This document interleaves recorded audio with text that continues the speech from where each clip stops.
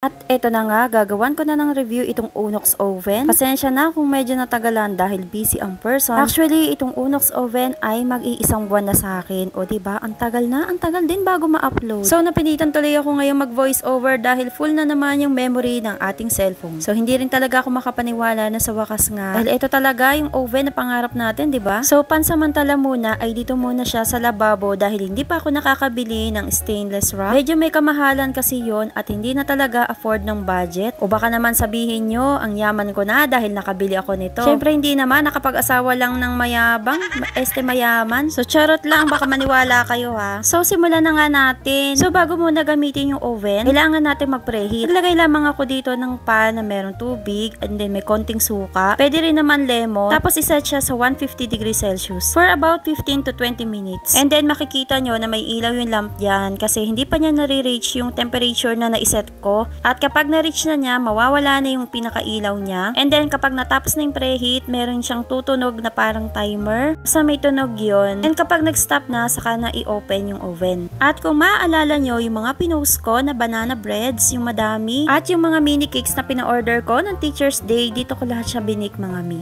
So, hindi na matagal yung ating pagbe-bake dahil sa Hana, naabot ako ng lagpas 2 hours. Pero dito, yung 2 hours, marami na akong naisasalang dahil marami siyang mga trays. Nakikita nyo naman, merong 4 layers. And as you can see, maganda naman talaga yung output ng bake. Ito nga pala yung mga banana breads, moist na moist talaga yung kanyang outcome at pati yung moist chocolate cake. Hindi siya dry at hindi na rin sunog yung kanyang pinaka-top. Yung moist cake nga pala, nag-try nga din pala ako dito. Ang ganda rin ng effect sa kanyang pinaka-cake dahil moist na moist talaga at shiny yung kanyang pinaka-itsura. At meron nga din pala akong mga binake dito yung nakaraan dun sa cinnamon roll. I-upload ko rin pala yon sa Reels kapag medyo nakaluwag-luwag tayo. At eto nga rin pala yung sa chiffon cake. Nagtataka talaga ako bakit hindi ma-brown yung kanyang pinakakulay. Actually, segunda nga pala yung ginamit ko dito na asukal pero nakikita nyo naman ang puti niya, diba? So, ang ganda talaga ng pagkaka-bake dito sa Unox. Saking bagay din talaga kapag merong ganitong oven dahil mas napapadali yung ating trabaho.